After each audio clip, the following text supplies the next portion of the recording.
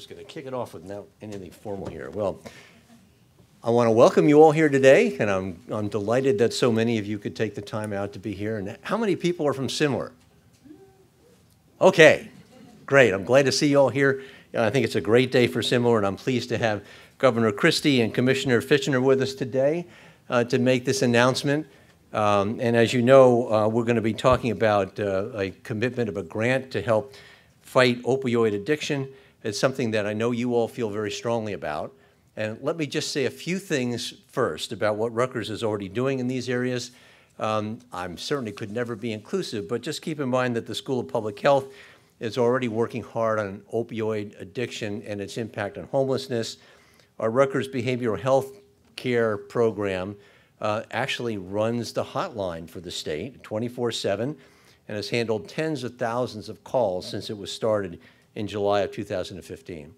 And the faculty members in the School of Medicine are researching on how we can combine medical treatment and drugs with behavioral therapy to provide the best outcome for individuals who are suffering from opioid addiction and the best chance of sustaining their recovery. The School of Pharmacy put together a toolkit for communities to see how they can help deal with this problem. Our Center for Alcohol Studies is training police officers to show substance abusers and their families the best way forward and what they can do to help out. And UBHC has opened 4 intensive outcare programs to help treat this problem. But I want to highlight one program here at Rutgers that we're also proud of, and that is Recovery House at Rutgers, which has been here for nearly 30 years and helps students with these kinds of problems to keep on a course towards a degree and deal with the recovery from addiction at the same time. And I want to thank the governor particularly for calling out that program as one of the models for treatment in this area and for really showing how effective it can be. This new grant is going to build on the expertise of Rutgers and work with the state to help produce more certified alcohol and drug counselors. And as you know, it'll be running through the New Jersey Healthcare Talent Development Center that's operating out of the School of Management and Labor Relations, Similar. And that's why I see so many people from Similar here. It's a great partnership that you're building here, and we're really proud of it. There's about a $4 million commitment by New Jersey to support an apprenticeship program, education, apprenticeship, certification, and eventually training people who can move into the community to be certified workers in these vital areas. And it's another powerful statement about how Governor Christie's restructuring of higher education is helping the healthcare and the future of New Jersey. So I want to turn this over to the governor now, and I want to just say a couple of things because I'm running out of time to introduce him in terms of the years that we've worked together. I want you to know that this grant obviously means a lot to Rutgers and to the people who work here. But I want to point out to you just 3 or 4 things. First, the absolutely seminal role that Governor Christie played in restructuring our healthcare education here in New Jersey. If you think back 6 years ago, there wasn't any healthcare at Rutgers. We couldn't have done this. We couldn't have done so many things that we're doing now. Now we can act together to help the state. Now our undergraduate healthcare education program is ranked #2 in the nation. Now we have Rutgers Health joining with you, with RWJ Barnabas to form the biggest academic health system in the state. Wouldn't have happened without what you did. Secondly, I want to just thank him personally again for championing of the Building Our Future Bond Act and getting that referendum through. If you look through Rutgers now, we were able to take those dollars and leverage them against our own debt capacity and philanthropy to put together over $5.2 billion worth of completed construction in the last 5 years, which is what we both wanted to see out of that program. Third, I want to thank him for his focus on opioid addiction. There are problems that affect probably a third of the people in this room in terms of your families or your children's or your friends or whatever. It's affected my family personally. And I feel very strongly about this, been very tightly identified with the Recovery House and really, really appreciate what the governor is doing. But finally, I just want to make sure that I say it has been such an honor and a pleasure to have a partner and an advisor down there in Trenton that I can turn to, and that has been a constant supporter of this university throughout the time that he's been in the State House. Governor Christie. Thank you, Bob.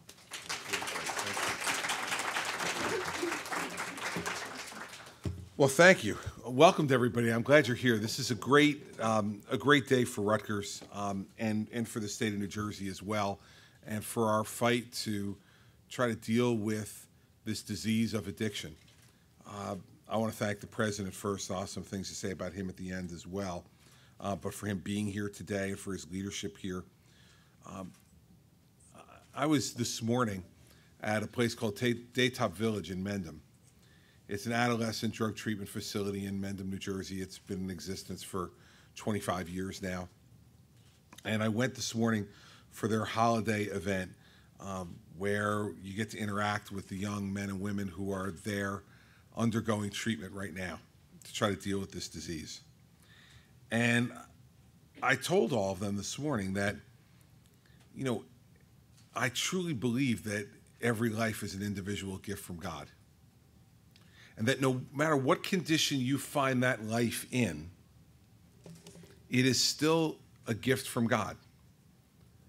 And sometimes those lives are broken and they're in tatters. And a disease like addiction will do that. But it makes that life no less valuable. That's why it's so heartbreaking to know that 175 people a day are dying in this country over addiction. I want you to understand the scope of that. That's a 9/11 every 2.5 weeks. Every 2.5 weeks. Think about this. If a terrorist organization had infiltrated this country and was killing 175 Americans a day, every day, how much do you think we'd pay to make it stop? How united would the country be to end the suffering and the dying?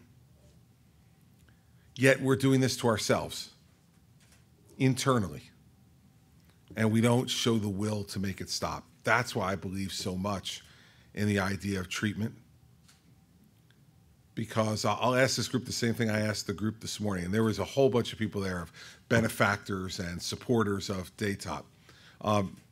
Raise your hand if you've never made a bad judgment.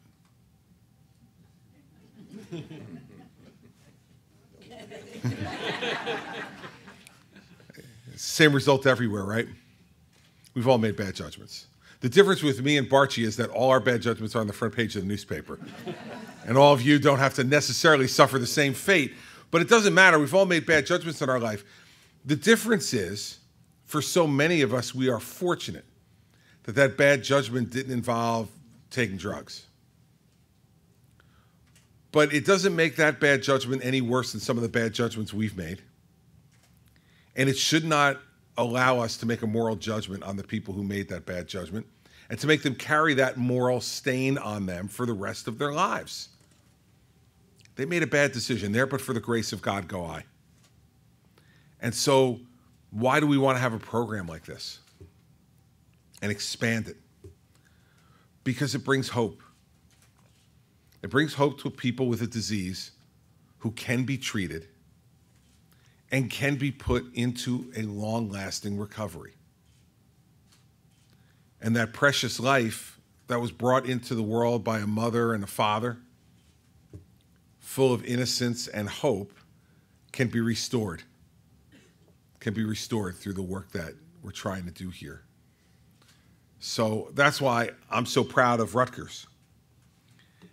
Rutgers has been a leader long before I got here in dealing realistically and effectively with this issue. And Dr. Barchi's right.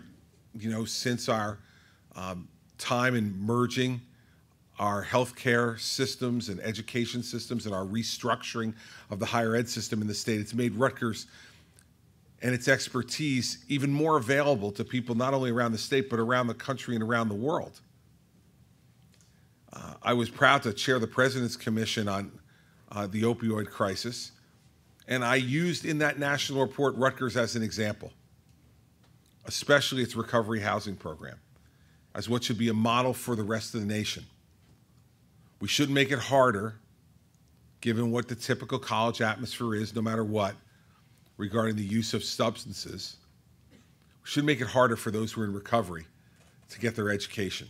We should give them a safe place for them to be able to follow their path of recovery while they're getting a world-class education at Rutgers.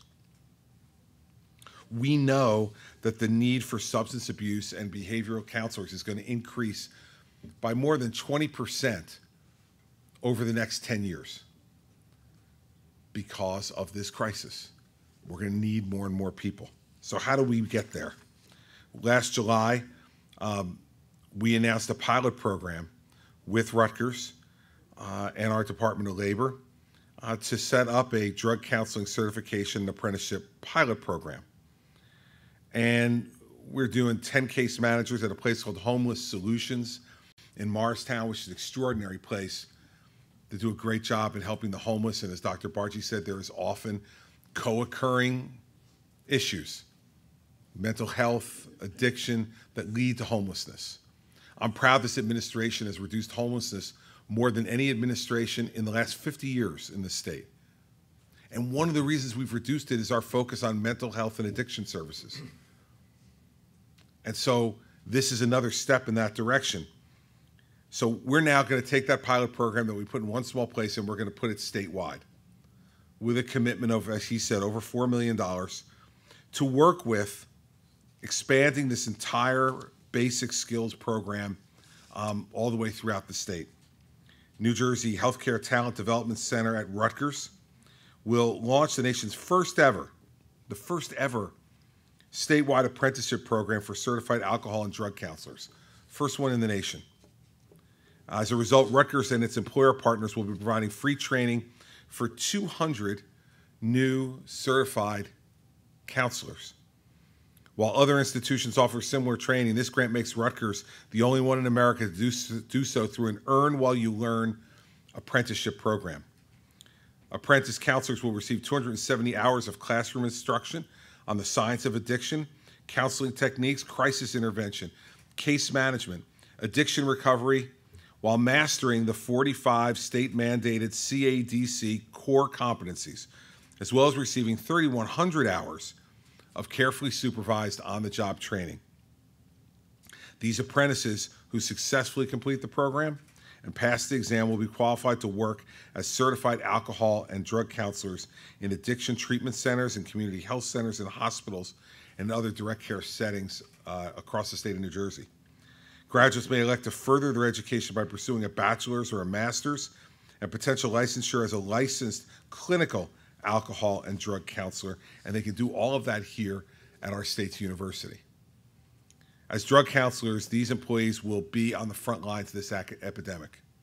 They'll be the ones who will be reaching a hand out and providing hope to people who are truly hopeless when they're in the throes of this disease. More importantly, they'll also learn. The apprentices and ultimately the fully certified counselors will learn from those they're helping about perseverance, about fighting through a disease like this and coming out on the other side a more whole person and restoring their lives. I want to thank the Labor Commissioner, Commissioner Fichtner, for his commitment to this. When we got this pilot program underway, I grabbed him that day and said, all right, we have to find more money. We got to do this all over the place. We have to do this across the whole state. So we went and found more money to do it. And I want to thank President Barchi for his commitment to making Rutgers everything that it can and should be.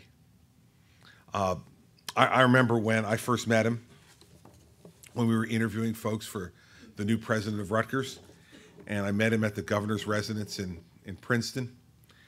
And we had, I think, looking back on it, it surprised me even more how extraordinarily frank our conversation was that day. And it helped to set the foundation for our relationship over all these years. You know, I was kind of wondering, you know, why he wanted to move from Jefferson, where he was, to come and take on this challenge at Rutgers. And he was kind of wondering why I thought he'd even want to do it and what he was doing there. And I told him I had this vision of this grand higher education merger and reorganization in the state. And he said, yeah, I've heard about that, but I've also heard that 3 other governors before you have tried it, and they've all failed. And he said, so why should I come here believing that's going to happen, given the past failure? And I just looked at him and smiled and said, hey, we haven't met, have we? And I shook his hand. I said, if you come here, I promise you I will get it done. Because you're the right man to make the largest, and I want you to listen to this, Rutgers, and all of these supporters of Rutgers. This is the largest higher education merger in American history. And it was Dr. Barchi who I knew would be the right man to shepherd that merger effectively and to be able to create a new, dynamic Rutgers that would be able to undertake opportunities like this one and dozens of others. He's done it. And I can't tell you, of all the decisions I've made in now 35 days short of 8 years, not that I'm counting, but 35 days short of 8 years, all the decisions I've made, one of the decisions I'm proudest of is the decision to recommend that Bob Barchi become the president of Rutgers University. He has brought principled, strong, decisive leadership to this university. And we are truly blessed to have him as the president. Now, this is an academic community, so I'm sure there's a diversity of opinion on that issue, as there should be. And he's never shied away from that. The same way he's never shied away from making the tough decisions that needed to be made here to make this an even better place. And no one, I believe, can objectively argue that Rutgers is not a better institution today than it was the day that Bob Barchi walked in the door. Yes, we also had a shared vision on, one of the things he said to me is we've got to improve and expand the physical plant at Rutgers here in New Brunswick, across the state in Newark and Camden as well. We have to do better for our students, and we have to do better for our faculty. And if I had told you 5 years ago that between the state of New Jersey, Rutgers philanthropists, and the hard work of everybody here, that in 5 years we would add $5 billion in physical improvements to Rutgers University, I know that the skeptics on this campus would have said, baloney, no chance. Yet it is happening around you. You see it everywhere. And in every different discipline. That's been his vision. When we did the Building Our Future Bond Act, I went to him and said, Rutgers is our state university. Rutgers will benefit most from this bond issue if it's passed. Tell me, give me your wish list of what Rutgers needs and what Rutgers alums and other supporters are willing to support. He did, and together with the state, we delivered. And that's part of what makes today possible too, because of our expanded physical plant, which leads to expanded educational and teaching opportunities, which leads to opportunities to partner with the private sector in the state like this. So I'm hoping to do a couple more things at Rutgers before I go. But if I don't, I want everyone to know here how fortunate I feel as the son of a Rutgers alum, which he reminds me all the time, that he went here. This is where the first person in my family got a college education. He worked at the Breyers ice cream plant in Newark during the day, and as a veteran, went to Rutgers at night for 7 years to get his degree in accounting. And my first picture on the Rutgers campus was at his graduation. He always called it our first family picture. And it's my father in his cap and gown at Rutgers getting his degree in accounting, and my mother 6 months pregnant with me. That was my first visit to Rutgers. And so this is a very special place to me. And I promised my dad, in addition to a lot of other people, that if I got the chance to be governor, I would make sure that I did everything I could to make Rutgers better and to make the state proud of our state university. And there is not a better state university in America than this one. And we haven't even gotten started yet in what will be coming in the future because of all these investments. So I want to thank him for his leadership. He's an extraordinary leader. He's got a great vision for this university, and I hope that his leadership continues well beyond my time as governor, because he's done a great job. And for all of you who are going to participate and support this program that we're here to talk about today, he's right. This is what I hoped Rutgers would continue to grow in, is to use your expertise to be able to improve the lives of the people of this state. That's what a great university does in part. Not only educates young men and women and older men and women, it not only provides great academic research and scholarship, but it also makes its community a better place by the synergy that occurs on a college campus, the collision of ideas that helps to create a healthy, growing, vital environment in all the places that it touches. The men and women that you all are going to help through this program will do things that we can never even imagine. When you restore their health to them through this counseling, they will accomplish great things also. Make our communities and our state a better place.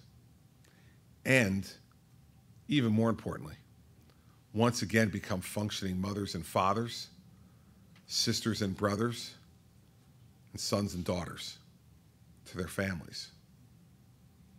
And we know that makes us a better state. And it makes us better people. So your work in this area, I believe, truly is God's work here on earth to help restore life and to give it meaning again and purpose for those who are suffering from an awful disease. So for Rutgers, I can't thank you enough for your willingness to be in this partnership. I'm glad to provide some of the money to make it happen. And hopefully to continue, I hope, in the next administration, to keep the focus on the fact that over 2,200 New Jerseyans died last year of a drug overdose, and it didn't have to happen. And the more we can bring those numbers down, the better our state's going to be. So I thank you all for coming today. I thank you for the work that you've already done and the work that I know you will do under this program and lots of others to set a real example at Rutgers University for the rest of the people of the state of New Jersey. Thank Dr. Barchi for his leadership on this and so many other things. And thank the taxpayers of the state, because in the end, it's their money. And I think this is one, even in a state like ours, that tends to be a little edgy. Even in this one, this would bring a tear to people's eye, that they knew that their money was being used to help to save their neighbors' children, their coworkers' children, and in some cases, their own children from a disease that could end their lives.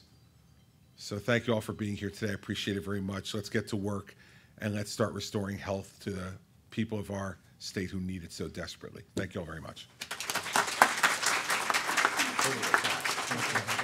Appreciate it very much. Thank you.